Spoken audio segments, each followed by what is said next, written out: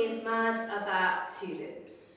The way they look, smell, feel, the tall stems and the elegant buds, she lives for it. I'm Emma Dennis Edwards, and I'm a playwright and actor, and I'm acting in Funeral Flowers, which is one of the shows that's in the showcase. My mum is mad about tulips. There. And that's how long it needs to be. My name's Rachel, and I am the director of Emma Dennis Edwards' play Funeral Flowers. It's a site-specific piece, which is a challenge, and it's an area, immersive theatre and stuff like that is something that I'm really interested in. I am called Sophia Compton. I got involved about a year ago, and we've basically been making power play a thing. On Funeral Flowers, I am assistant director and dramaturg and producer. The first thing that I heard about what Polly and Roberta's idea for power play was champion female voices in a really positive way by creating a platform and literally giving people a place to perform. And I just thought the idea of having 4 plays in a flat is just so simple and perfect and brilliant, because you can take people into 4 people's lives in a really different, interactive, immersive way.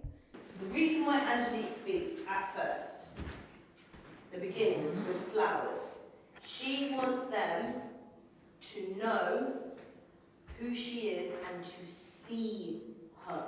There was something about Sophia's energy when she first approached me that was so warm and really in keeping with the sort of work that I want to do. I have this obsession with telling stories that I don't think are told so often, and I really think that this is one of them. Their passion for activism really drew me to the project. There's data being done, there's protests, there's a sense of solidarity. That's where this place should sit as a piece of activism. My knowledge about flowers is bare strong, because that's what I'm studying in college. I could talk about flowers forever, however. Funeral Flowers, it's important because it deals with so many different kind of issues in a way that doesn't make them into kind of buzzwords. It's the story of a 17-year-old girl who, her mum's in care, and she is really struggling, and she doesn't really have a voice. She doesn't know how to communicate what's going on. It deals with a lot of really complex themes, like trauma, and her mother's in prison, and a lot of stuff that I think cannot necessarily be handled in the best way sometimes. This is my revelation. She sees Mickey! She sees Mickey and says, I finally see him. She's hoping that what she'll see is something that she can still have in her life. I think she still has a hope in some small way.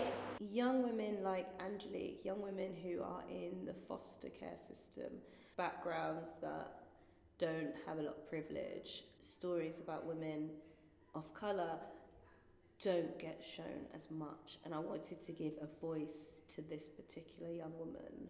So that's why this story is important, because we don't hear those stories, and they're very much the fabric, I think, of our society as British people. What does being seen and understood by the audience look like? They're like loving like the flowers. Written and directed and performed by women of colour, which is really fucking badass. The story of Angelique isn't based on the fact that she's black, it's based on her struggle, and she is at the forefront of her narrative. So her voice is one that doesn't have the opportunity to express itself, and then has a whole space, not just in a theatrical space, but this space that she lives in terms of the story, to tell her story with her flowers and what makes her feel safe. What I think is really incredible about it is how the issues it deals with, they're all secondary to just the telling of the story and this 17-year-old girl's life, and they're just elements within her. And I really love how Emma's approached it. The image of the flowers is just like sensational, and I just fell in love with the poetry of the text as well. Because all of my actions are leading into trying to do these things, and every performance I will get closer to that light. Woo! I've sort of loved it. Like, we're all really exhausted and tired and supporting each other, and I'm surrounded by these amazing women. Very often in theatre spaces don't necessarily immediately feel at home, and I have to force my way into feeling that way and taking permission in a room and feeling like I belong. Whereas I didn't really ever feel like that with this project. Like from the get-go, it really felt like I was not only meant to be in a space, but my presence was desired and valued. And I think a lot of that is about the underlying ethos of the company. A company who have the data and figures to back up what they're saying. It really elevates the urgency for those stories. It's also really amazing to work in a female-led company, young, bright women who have thoughts, ideas, and are making a commentary on the world, actually looking at the social change that theatre can make and actually making a real commitment to that, actually commissioning and paying 3 women writers for your season. Who else is doing that? It feels different because it actually feels genuine. It has then therefore allowed me to discuss other things like the fact that I, struggle with a lot of different like sort of chronic illnesses, or I'm sort of neurodivergent artist, and I've been able to share that with the company. I've been able to utilise rehearsal times in a really short amount of time to the best of my ability. And that line of communication is exactly what we need in the industry to enable artists with different health issues to be able to thrive. It's made me feel really at ease and confident. Because what we're trying to do has this activist element, so we're trying to drive change in theatre and we're trying to highlight the issues and imbalances in theatre. We've had to be really self-questioning and self-aware about how we're doing that. There is a sense of liberalism in theatre.